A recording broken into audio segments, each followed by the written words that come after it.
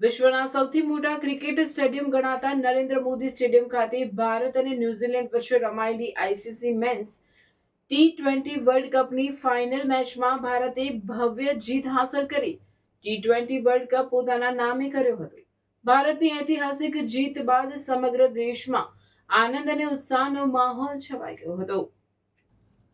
ભારત ટીમના વિજય સાથે દેશભરમાં દિવાળી જેવો માહોલ જોવા મળ્યો હતો. શહેરો અને ગામડાઓમાં લોકો જાહેર માર્ગો પર ઉતરી તિરંગા લહેરાવતા અને ઢોલ નગારા સાથે જશ્ન મનાવતા જોવા મળ્યા હતા. નાના મોટા સૌએ ફટાકડા ફોડી નાચી કૂદી ભારત ટીમની જીતનો આનંદ વ્યક્ત કર્યો હતો.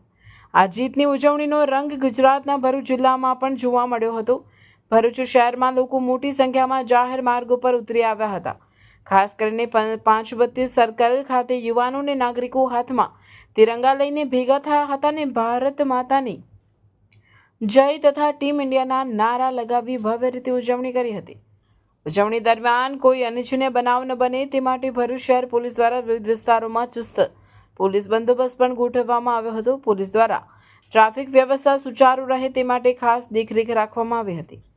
ભારત ટીમની આ જીતને લઈને ભરૂચ શહેરમાં મોડી રાત સુધી ઉત્સાહ અને આનંદનો માહોલ જોવા મળ્યો હતો.